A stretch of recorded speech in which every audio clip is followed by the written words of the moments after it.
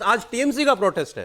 अब कमाल ही हो रहा है बंगाल के अंदर, सत्ताधारी पार्टी भी प्रोटेस्ट कर रही है उस मुद्दे को लेकर के, और बीजेपी जो विपक्ष में वो भी उसको लेकर के प्रोटेस्ट कर रही है। इस पर हमने उस दिन खूब चर्चा की थी, ममता बनर्जी का स्टेटमेंट आया था। सर अब कहाँ ले जा रही है ममता जी? सबको तस्वीरें दिखा दीजिए। देखिए, ममता जी इसलिए कर रही हैं क्योंकि अब उनको लगता है कि ये जो पूरा गेम है, मतलब जो घटनाक्रम है, वो उनके हाथ से निकल गया। अब सीबीआई उसकी जांच कर रही है, केंद्र सरकार के पास है ये गेम, तो इसलिए वो विपक्षी पार्टी के तौर पर हो गई है वहां पर। आप मुख्यमंत्री हैं, लेकिन टीएमसी वहां पर प्रदर्शन क्यों कर रही है? क्योंकि अब वो जो जिस जगह पर जांच पहुंच गई है, सीबीआई उसको देख रही है, मतलब केंद्र सरकार उसको देख रही है, तो इस समय वो विपक्षी पार्टी की तौर की भूमिका में देख रही है, अपने आप को मुख्यमंत्री के तौर पर नहीं देख रही है वो, कि भाई मुख्यमंत्री की क्या जिम्मेदारी है। लेकिन वो समझती हैं कि सीबीआई जब कर रही है तो टीएमसी विपक्षी पार्टी है और उसको इसका विरोध करना चाहिए, और ये भी बताना चाहिए कि भाई वो महिलाओं के साथ है या जो भी अपराध हुआ है उसके साथ जाए। नहीं, मैं किसी भी सरकार को प्रदर्शन में होने से सहमति नहीं, बात है, वो सहमत नहीं हूं, लेकिन मैं कह रहा हूं उनकी भूमिका ये है। यदि ये सीबीआई के पास नहीं जाता, इसको दूसरे तरीके से समझिए, यदि ये जांच सीबीआई के पास नहीं जाती, पश्चिम बंगाल पुलिस के पास होती और वो जांच चल रही होती, तो क्या ममता बनर्जी और टीएमसी प्रदर्शन करते?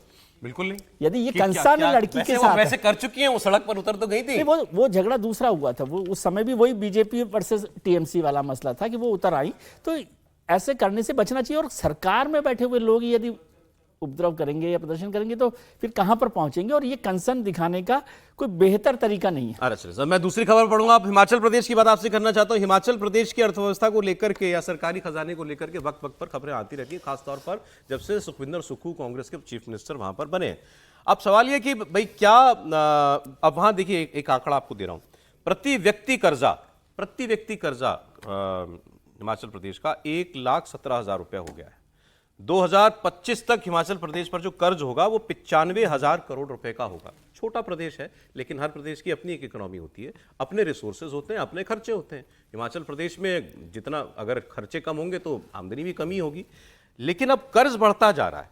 अब आप सोचिए, वेतन पर सरकार के खजाने में से जो वेतन दिया जाता है सरकारी कर्मचारियों को, टोटल खजाने की बात कर रहा हूं मैं, 25% उसमें निकल जाता है, 17% पेंशन में निकल जाता है। ओल्ड पेंशन स्कीम और लागू कर चुके हैं ये, जिसका भार अभी तो ये क्या ढोएंगे, आने वाली नस्लें ढोएंगी हिमाचल प्रदेश की। ब्याज जो कर्ज का है उस पर 11% चला जाता है। अनुदान ग्रांट्स वगैरह में 10% चला जाता है। टोटल विकास के कामों के लिए सरकार के कुल खर्च में केवल 28% बचता है। 28%, less than 30% of the entire state expenditure. सोचिए जरा, सरकारें चलती है हमारी, सरकारें सरकारों को मेंटेन करने के लिए चल रही हैं क्या? ये काम करने के लिए चल रही है? आपने वो फिल्म वाला, वो जो फिल्म का था ना कि आमदनी अठन्नी खर्चा रुपये, देखिए ऐसा है, उसमें और जोड़ दीजिए तो समझ में आ जाएगा। अगर ये जो 1500 रुपया महीना महिलाओं का देने का वादा है, 800 करोड़।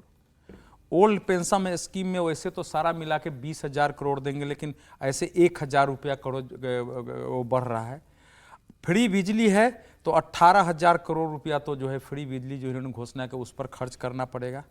तो आप अगर इसी प्रकार से, क्योंकि 300 यूनिट का इन्होंने कर दिया है, जब है तो चीजों को संभालने की आवश्यकता होती है। कहाँ है? देखिए, हिमाचल प्रदेश में तो इंडस्ट्री ज्यादा है नहीं, वहां आय का मतलब है कि सरकारी कर्मचारियों की संख्या सबसे ज्यादा है, तो कर्मचारी के आधार पर जो है वहां चलता है। अगर वहां आप पेंशन स्कीम फ्री सारा कुछ कर रहे हैं तो आपका खर्च बढ़ेगा। तो इसलिए ये सब घोषणा के पहले तय होना चाहिए कि अगर हमारा स्टेट है इस समय, देखिए ये चाहे कोई भी पार्टी कर रही हो, इस देश में जो स्टेट की इकोनॉमी है सब ओवरड्राफ्ट में चल रही है। सरकार को 5% जो किसी भी समय रिजर्व बैंक से लेने का था उसको घटा के 3.5% करना पड़ा, क्योंकि राज्य ज्यादा पैसे लेने लगे थे।